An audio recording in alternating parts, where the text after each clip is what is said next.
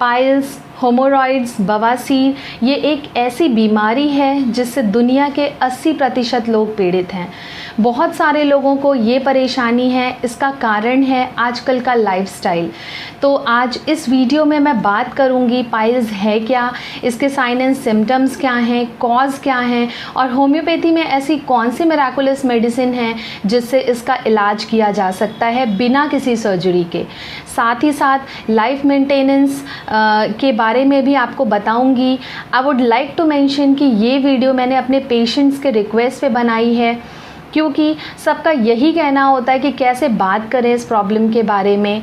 बात करने में लोगों को हेजिटेशन होती है, इसी वजह से बहुत कम लोग इसका इलाज कराते हैं। यदि आपने बवासीर का सही इलाज नहीं करवाया तो आपको पूरे जीवन भुगतना पड़ेगा, क्योंकि इन्फ्लामेशन बढ़ने लगता है, एनीमिया की कंडीशन भी देखी जाती है, लास्ट स्टेज में रेक्टम कैंसर भी हो सकता है। इनिशियल स्टेज में ही अगर इसका इलाज करवाया तो ये ठीक हो जाता है।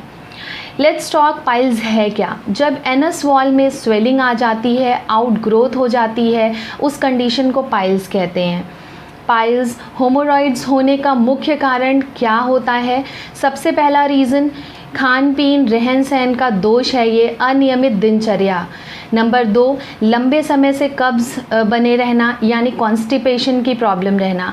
अगर स्टूल पास करते समय बहुत प्रेशर, एक्सर्शन लगाया तो जो एनस वॉल की नर्व्स, खून की नसें होती हैं, उसमें सूजन आ जाती है और वो लटकने लगती हैं। नंबर 3, दवाओं का दुष्प्रभाव। Number 4, high blood pressure. Number 5, तनाव, स्ट्रेस, जो कि बहुत बड़ा कारण है। जंक फूड का consumption. Most important sign and symptom किस तरह के आते हैं पाइल्स में, इस पे बात करते हैं तो स्टूल पास करते समय एनस वॉल से स्टूल के साथ ब्लीडिंग होती है, जिससे आउटग्रोथ स्वेलिंग महसूस होती है टच करने पे। स्टूल पास करने के बाद भी एक इनक्वेंचेबल सेंसेशन बना रहता है, ऐसा लगता है पेट भरा हुआ है, पेट साफ नहीं हुआ। इचिंग होती है एनस वॉल में, पियर्सिंग पेन महसूस होता है, बैठने में भी बहुत तकलीफ़ होती है। स्टूल पास करने के बाद भी पेन काफ़ी देर तक बना रहता है। अगर ज़्यादा दिनों तक इसका ट्रीटमेंट नहीं करवाया गया तो ज़्यादा ब्लीडिंग की वजह से एनीमिक कंडीशन भी देखी जाती है पेशेंट्स में। इस बीमारी की 4 स्टेज होती हैं। फर्स्ट स्टेज में इसका पता नहीं चलता, थोड़ा कॉन्स्टिपेशन नोटिस किया जाता है।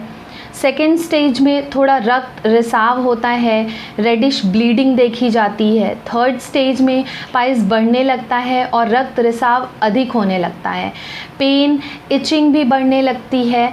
फोर्थ स्टेज में यह त्वचा से बाहर आने लगता है, आउट ग्रोथ महसूस होने लगती है।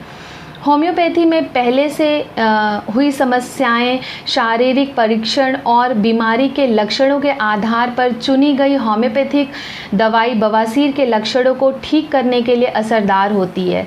बवासीर के उपचार के लिए हर व्यक्ति के अनुसार से दी जाने वाली होम्योपैथिक दवाएं जीवन शैली बेहतर करने के साथ बवासीर के लक्षणों को भी ठीक करती है। होम्योपैथी में बहुत अच्छा ट्रीटमेंट है बिना किसी सर्जरी के पाइल्स या होमोरॉइड्स का। तो अब मैं बताऊंगी वह 7 होम्योपैथिक मेडिसिन्स जो बवासीर में उपयोग की जाती हैं। Number 1, sulphur. बाहरी और अंदरूनी दोनों प्रकार के बवासीर के लिए सल्फ़र का उपयोग किया जाता है।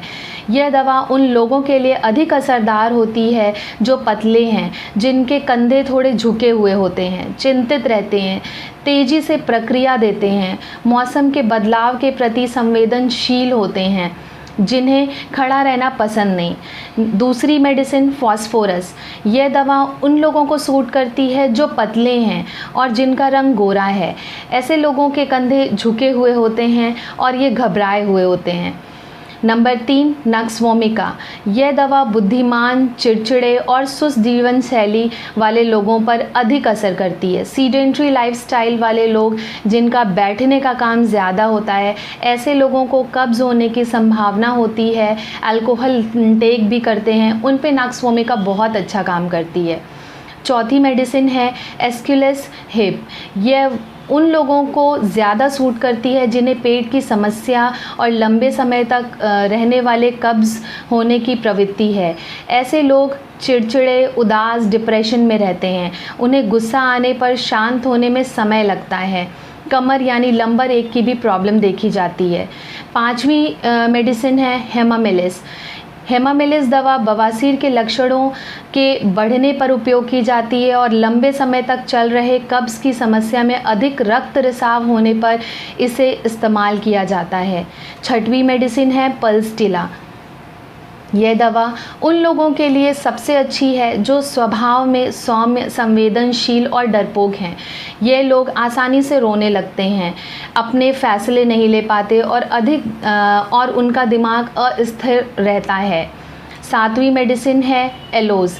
यह दवा उन लोगों के लिए सबसे अच्छी है जिनकी मांसपेशियां ढीली हैं और उन्हें कब्ज़ और पेट संबंधी समस्याएं होने की संभावना रहती है। ऐसे लोग कब्ज़ के कारण ज़्यादातर गुस्से में चिड़चिड़े रहते हैं। अब बात करते हैं मेंटेनेंस की। दवाइयों के साथ आपको खुद के मेंटेनेंस का भी ध्यान रखना पड़ेगा। लाइफस्टाइल मेंटेन करनी पड़ेगी जिसमें ज़्यादा से ज़्यादा पानी पिएं, भरपूर नींद लें, हरी पत्तेदार सब्जियां और सलाद खाने में शामिल करें। बेसन, चावल, बैंगन, आलू जैसी चीज़ों से दूर रहें। तले भुने हुए मसालेदार खाने से परहेज़ करें। आशा करती हूँ मेरा ये वीडियो आपको पसंद आया होगा। अपने डॉक्टर से बात करने में संकोच ना करें, ना ही शर्माएं। अगर आपको ये मेरा वीडियो पसंद आया तो इसे लाइक और शेयर ज़रूर करें। नमस्कार।